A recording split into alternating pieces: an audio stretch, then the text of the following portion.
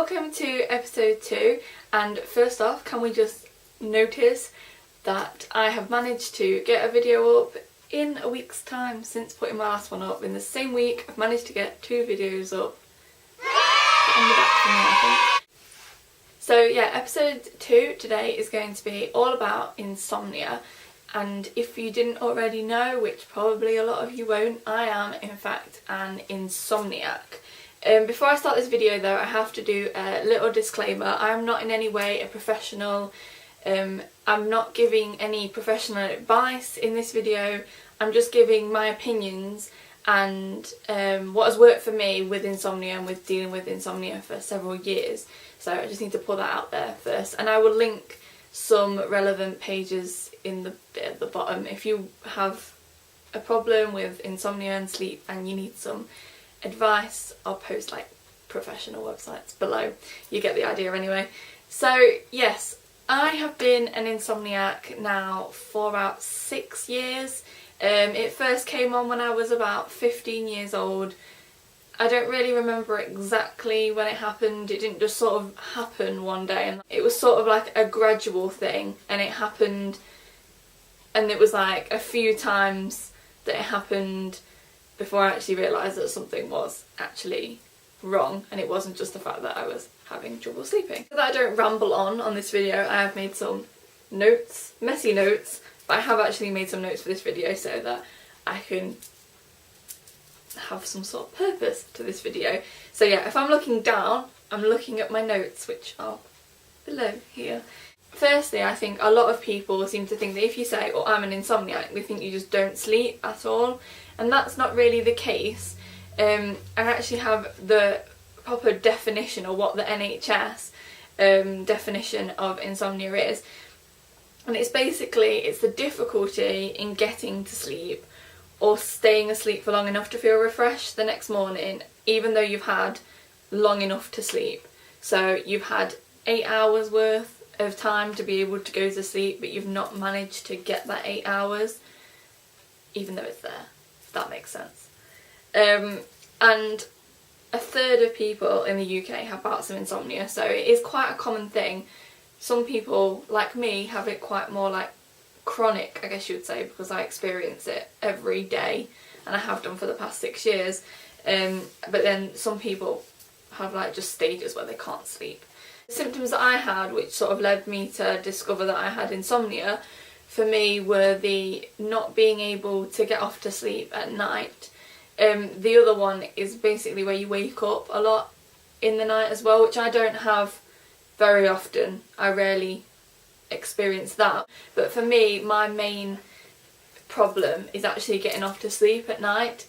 And also there's the, when you're getting up, you don't feel very refreshed at all, like you just feel more tired. And that's basically because you've not had like a decent night's sleep, and it's like, it's been a disturbed sleep. They were my symptoms that I had to make me realise I had insomnia. And also another symptom as well is being irritable, because you haven't had like a good sleep at all, and therefore it affects your mood during the day. So that is another one. Now, the causes of insomnia, from what I got off the NHS website, there's quite a few explanations for the causes. Now, I've been to doctors before, and I've talked to doctors about this, and they don't really seem to know what causes my insomnia, really. They can only seem to think that it's sort of a genetic disorder that's been passed down, because my grandma, she also has really bad trouble with sleep as well. So they just seem to think that I've got it because of genetics, which is kind of rubbish, but there we go, we just have to deal with it. So yeah, but there are some other causes. I put them all down here. I want to just go through them all, even though these don't necessarily apply to me and my situation. I just wanted to give you like an overview of what can cause insomnia.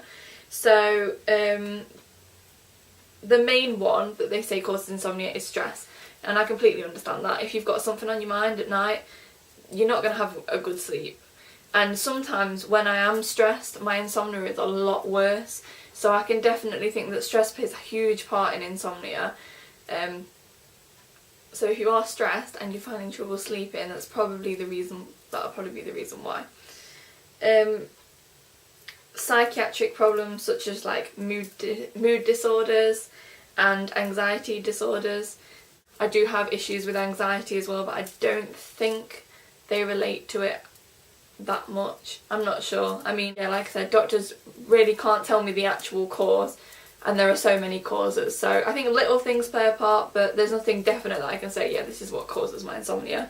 Another cause is like physical conditions. So if you've got hormone problems, if you've got sleep disorders that affect you getting your decent night's sleep, they can obviously lead to insomnia. And also medication can play a part as well. Some medication causes insomnia as a side effect, which is quite rubbish in my opinion. So my personal experience with insomnia is that it started, like I said, when I was around 15, and when it first came about, it was more a case of not being able to get to sleep, and it was actually a really frustrating time because I didn't understand what was happening. I'd been able to sleep perfectly fine, have a reasonable normal bedtime, and then all of a sudden I found myself not being able to sleep very well at all, and it was quite frustrating. And I was really, really tired, and I think it affected me quite badly at the time because I was just so irritable because I wasn't getting any sleep. I was so frustrated because I didn't understand why I wasn't getting any sleep. And it started to physically affect me as well because I wasn't getting my 8 hours. And obviously if you don't get sleep, things like weight and skin and everything starts being affected if you don't get a decent night's sleep. And then I sort of started doing a bit of research on the internet, and I went to see a doctor, and basically he said, yes, you're suffering with insomnia. Now doctors are very much inclined to not medicate you at all, and I completely agree with that because medication is just a short-term solution to a long-term problem. And something like this, you can't treat your whole life with medication. It's not going to work, especially with the tablets that are actually available for like insomnia. Your body gets like really used to them really quickly, so they actually aren't that effective for very long, so you can't really take them for long periods of time because then your body would get used to them and you wouldn't actually respond to the medication at all. I've only been on tablets once in the 6 years, and that was for 1 week. It was about a year ago, I think. I had a really bad week with insomnia. I think I was stressed as well, and when I'm stressed, that's when my insomnia is worst. I'm at university as well, so it was a week in university, and I was being stressed out with workload and everything. Literally on what I can say like a burnout week, and I didn't sleep at all for the whole week. I barely got, like, obviously like I say now, when I go to sleep I make sure I get 8 hours, but with this, when I was going to sleep I was getting 1 or 2 hours a night, and I was so tired, and I was basically on the edge when I went to the doctor, and he was like, yeah, you need these tablets. And basically they give you the tablets, they tell you to cut the tablet in half, so you half the dosage of the tablet, and then you take 1 a night, and they're great because they knock you out and they give you a full night's sleep, but they have the worst side effects ever. They're horrible. I won't take them again unless I really need to. They're like a last resort for me. And if you went to a doctor and said, I'm having trouble with sleep, they would tell you as well that medication is a last resort because it just, in theory, it doesn't really work. There are several ways that I have learnt to combat insomnia and deal with it, and the majority of the time it's alright. The issue still is getting off to sleep. I can be up till 3 o'clock in the morning and I can be wide awake, and people say, aren't you tired? And I just think, no, I'm not. But I will go to sleep eventually, and I'll make sure I get my 8 hours sleep a night when I do get to sleep. And it's just sort of like something you learn to live with. I guess there's some sort of like crazy storm brewing outside, and I've had to put on the artificial light and just change things around a bit because it's gone really dark outside and it's probably gonna like throw it down with rain, so the lighting's gonna look really bad. So there are so many ways that you can help to combat insomnia and to deal with insomnia, and I'm just going to go through my top 3 ways. There are so many, trust me. You can find them on the websites that I link below. If you do want any more, then let me know, and I can do a longer video, but I'm trying to keep this video as short as possible. So if you do want to know anything, can't. But the 3 things that have worked for me, I'm just going to briefly discuss now. So these are the things that have worked for me the most, and I think are the, well, in my opinion, from my own experiences, these are the best ones, really. So the first one is which is the crucial rule with insomnia, is to only go to bed when you're tired. There is nothing worse, and it's literally for your own sanity, if anything, than forcing yourself to go to bed 11 o'clock at night, 12 o'clock at night, 1 o'clock in the morning, if you are not tired, and then sitting in bed, clock watching, or just tossing and turning, and being so frustrated that you can't get off to sleep. It doesn't help at all. You're not going to get to sleep by lying in bed. If you're not tired, don't go to bed. As well, is one of the other reasons for this is that you're going to associate, your brain will start to associate being in bed with this frustrated feeling. A lot of insomnia, I've realised, and I've come to realise, is psychological. You have to trick your mind, and your mind soon associates situations with certain like reactions and emotions, and if you get really frustrated because you're tossing and turning for hours in bed, it's not going to help you at all.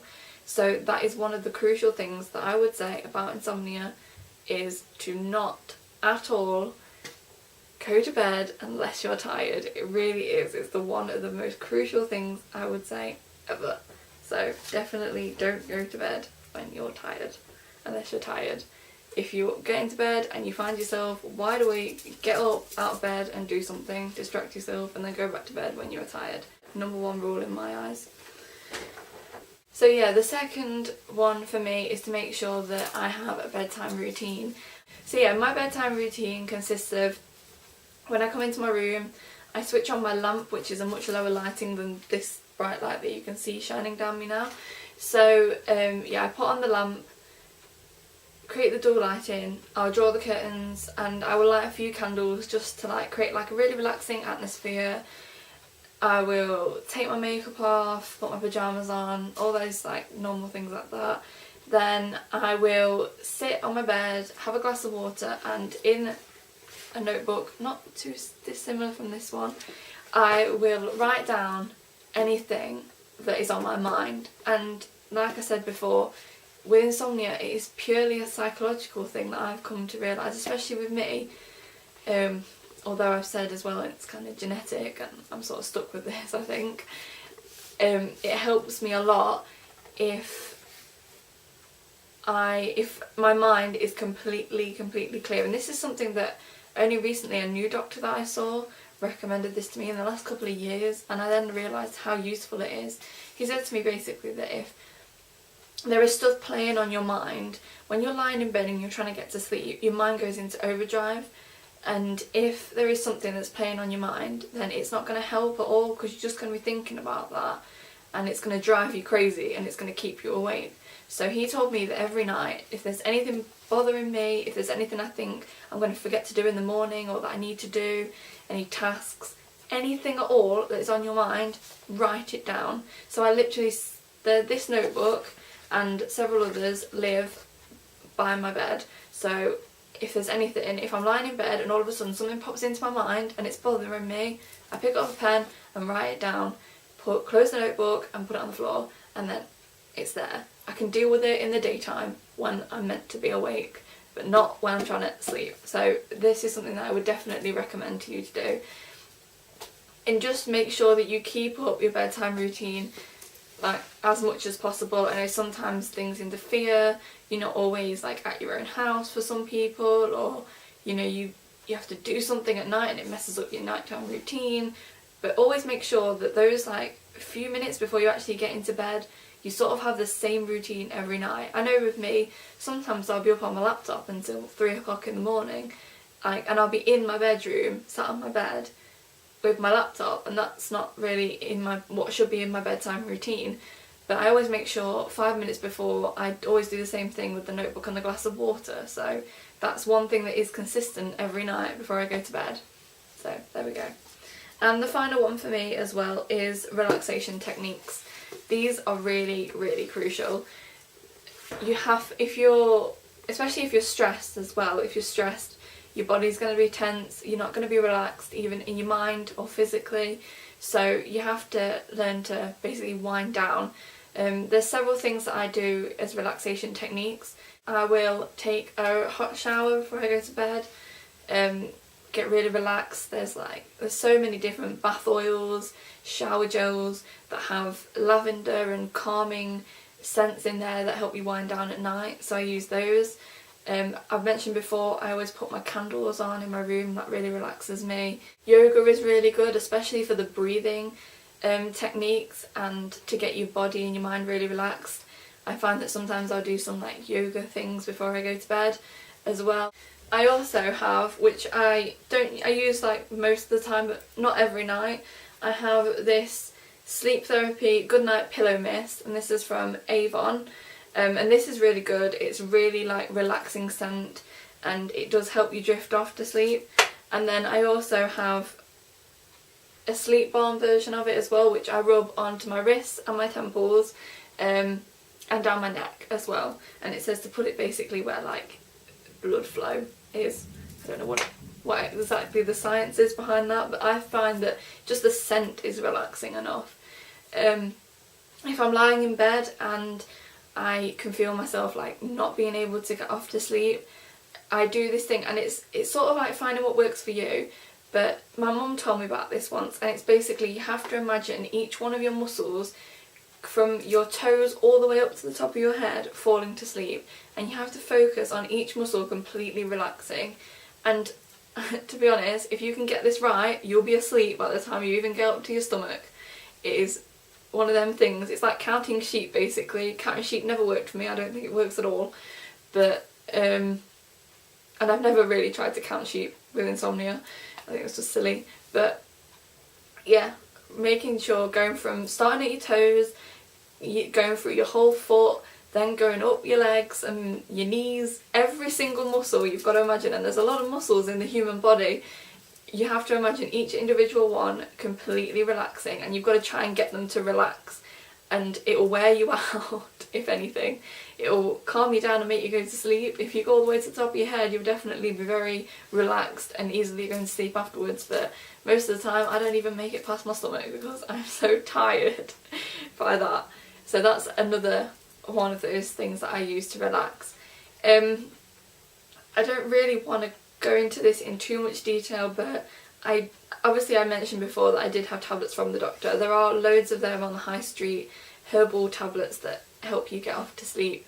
I used to take Calms all the time to get off to sleep. I think eventually I just used it so much that it didn't work anymore. And this is the problem, like I said, your body gets so used to using these tablets that nothing works anymore. I've only used that. I know there's Somnax, I think is the one it's called. There's so many different ones out there, like Sleep Aid and things on the high street that you can buy. I'm not saying go out and buy them at all. I would personally stay away from them. There are so many things that you can do, and it just takes time. That's the one thing that I will want to end this video on. It's patience. Not being able to go to sleep is a bitch. I think that's the only way I can put it. And if you've got insomnia, you've been through insomnia, you've had bouts of insomnia at some point in your life, you'll know what I mean. It's horrible not being able to get up to sleep, waking up in the morning being so tired and you can't help it. I mean, sometimes, yes, I stay awake on purpose and I only have 4 hours sleep, but that's my own fault and I accept that. And normally I'm fine, you know, and it's good because it wears me out the next night and I can go to bed at a reasonable time. But sometimes when it's out of your control, it's so annoying, and you get so frustrated, but you just have to be patient. You have to find what works for you. There's so many different things out there, and it's just finding out what works for you and dealing with it and working with it, being patient, and then eventually you will get into a routine and it will get a lot easier, I promise. I mean, look at me. I've been an insomniac for 6 years and I'm fine. Just a few bags under my eyes, but that's nothing that concealer can't hide. Great thing about concealer, it'll hide all sorts. So yes, I think that's it. I think I'm finished. That's all I wanted to say. So I hope you have enjoyed episode 2. If you haven't subscribed already, I haven't got many subscribers, please subscribe so you don't miss any more of these videos, so I look like I have friends.